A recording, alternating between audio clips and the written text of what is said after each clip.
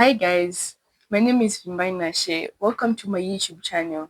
This is my very first video to upload as I'll be addressing issues pertaining challenges that we are facing as Zimbabwean youths.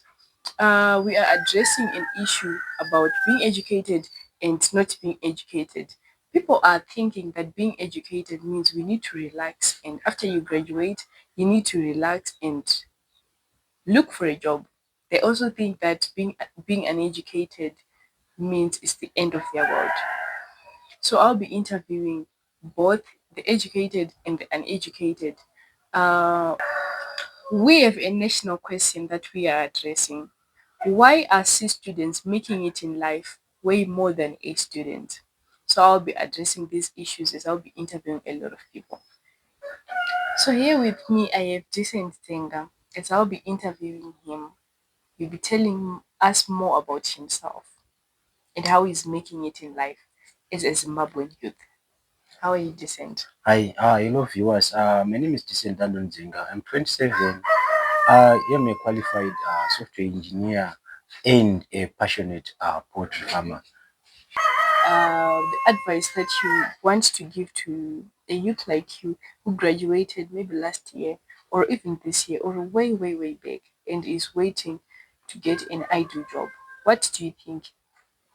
Okay, as a graduate and also a passionate poultry farmer, I would advise every graduate to look for different types of projects that he or she can do so that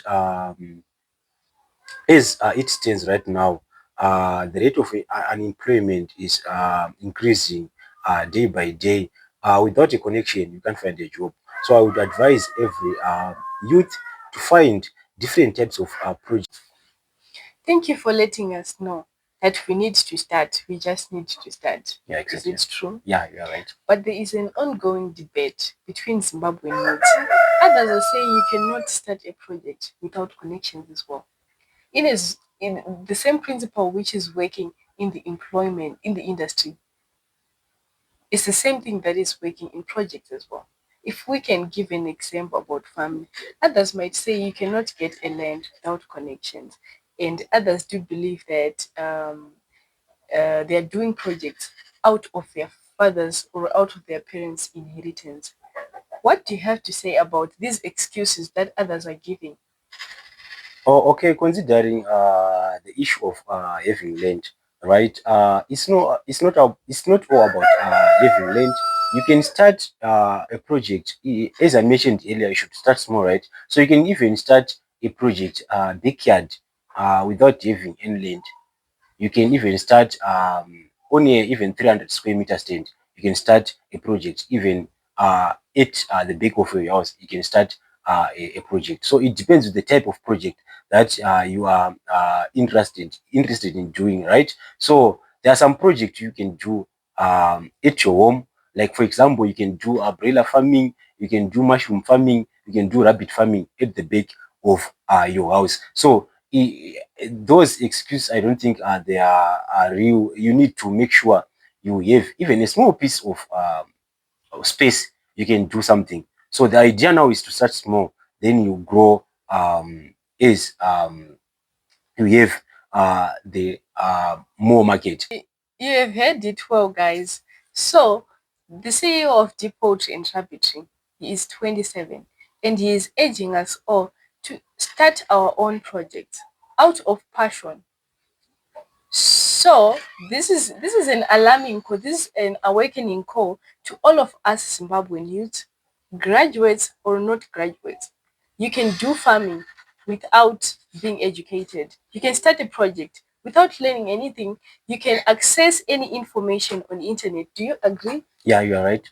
Any information you can get it freely. I want to believe that if you are really passionate about what you want to do, you can do it. Here's another question that I would like you to answer for us. There are some people who might say they do not have capital to start their projects. If you ask someone who has recently graduated, she might say or he might say, I do not have money. I really want to do hairdressing. I really want to do poetry. I want to do Da, da, da, da, da. But then I do not have capital and I do not have the money. What do you think? Okay, you are right. There's no project you can do without money, right? You need capital. But since you'll be someone, a recent graduate, right? You Mm-hmm. need capital. Mm-hmm. But there are some projects that need uh, little capital, like even you can start business with $50, but it depends with the type of project that you want to venture into. So what I would advise, the idea is to start small, right? You can even start selling sweets. It's another business, right? And you won't require $50 to start a sweets business. You can even start with $20. So the idea is now you have to start small. Oh, so considering that the business is growing, so the main idea of starting small, you know what, some businesses, if there is, okay, considering that the business is growing, you need to expand a bit by bit, right? Because when the business is growing, there will be more customers, there will be more market. So the idea of starting small, you will find there is a lot of projections on paper that are not real practically when you are on ground. So you need to venture into the business first. Then if you start small, for example, if the business requires $20 to start small, right? You can start by injecting $20 into the business rather than injecting $100, because you never know. Maybe those projections are not real. So you need to have the practical projections so that you can see whether the business is growing or not. Image of who we are. And also, I think peer pressure is one of the things that is causing us to do these things. If I am a graduate, I cannot do this. If Yeah, I you're am a right. graduate, I cannot do this. Yes. There's a joke which I was told that 100 degrees Celsius thermometer Mhm. can stoop so low to the extent that it can work under armpit. Wow. So someone who is a graduate can say, I cannot dig in the garden, I cannot grow onions behind my yard. So what do you really think is the problem? Why are we portraying false image? And also, I think there's another thing that we need to address. Someone can actually say, I need capital. I'm looking for a microfinance or I need a loan so that I can start a project, so that I can run a successful project. Do you think it's a mindset or people are just dreaming big? Can you say they're dreaming big or they're lazy? We can say we are lazy or what? What do you think? Now, I think the problem now is a lot of youth of these days, they want to live a fake life where they will be buying expensive things, but they will say, I don't have a capital. For example, someone may have an iPhone 15 or iPhone 16 Pro, but he is failing to have a capital of starting like business that require around 50 to $100, but he is holding an iPhone. So what happens is most graduates are shy of doing or even telling people of their businesses. You can be a graduate selling roasted maize. You can be a graduate selling tomatoes. When back then when I was at school, I used to be a booking stock by my classmates. They always say, "How are you doing poetry while you are doing IT?" Then I used to say, "Poetry is my passion. I'm a passionate poetry farmer." And they were saying, "Farming is for the old." But now now they are being inspired with my projects. That is rabbitry as well as poetry. So a lot of them, they are now coming for ideas on how to run a poetry a farm, how to do this, how to do this. And some of them are even now coming for my services. You have heard him well, guys. He is saying start with what you have. You start with what you have. Saying you do not have capital is not an excuse. So you need to start now. But there's an issue which you have addressed, and I really want to know. When I was still in campus, I used to sell sweets. I used to sell chocolates. You said with $20 you can start selling sweets. But do you really think someone who is educated can stoop so low to start selling sweets? What do you think? Yeah, a lot of people are shy when it comes to their You're businesses, right. right? Back then, my classmates used to me saying, how are you doing poetry while you are doing IT at the same time? So I used to say poetry is just a passion. Uh, I'm a passionate poetry farmer, but I realized the same people now saying you are the one who is doing great. We make there's a lady who approached me um asking for me to hotspot yeah, on Wi-Fi, right? But she was holding an iPhone 14 Pro Max in her hand. So you find it, a lot of people are living fake life. She does not have money to buy data, but she's holding an iPhone 14 Pro Max. Where do you think this mindset is coming from? I think it's peer pressure. So I think the peer pressure, the most peer pressure is coming from the social media. That is Facebook or WhatsApp, all social media platforms, and also TikTok. Okay, thank you. I also wanted to ask you about people who prioritize the most useless things. Do you really think buying a car is essential before you buy a stand? For business. I think we encourage people to buy a car for a business before a stand, but you can't buy a luxurious car before buying a stand. I think you can't even buy a luxurious car before having a stable source of income or a stable source of incomes. So you need to have stable source of incomes for you to buy a luxurious car because it will be a liability. So you need to make sure you buy a stand before a car. If you opt to buy a car before a stand, it should be a car for a business purposes. Oh, thank you so much. And what about those people who are addicted about drugs and who are getting themselves in illegal stuff?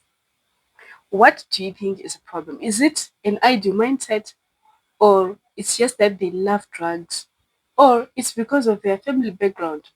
Other people are coming from broken families and they do have a justification about it.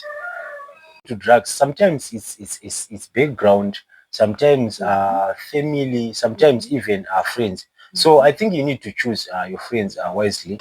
Thank you so much, Decent, for your contribution. So I have two questions for you that I would want you to respond before we close.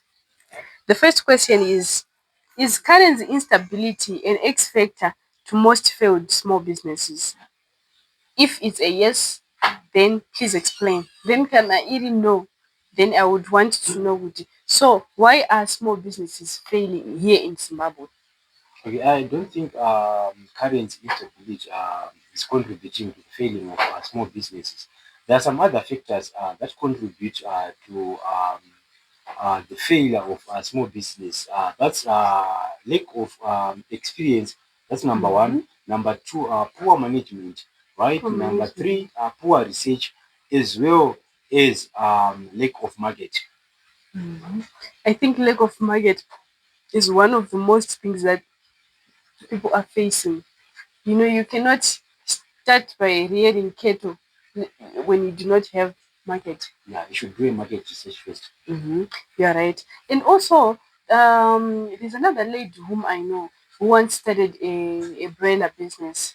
She didn't have a market, but she started with 500 broilers, which is a wrong turn, you can say. Yeah. So, as you said, uh, three reasons, three main reasons why small businesses are failing.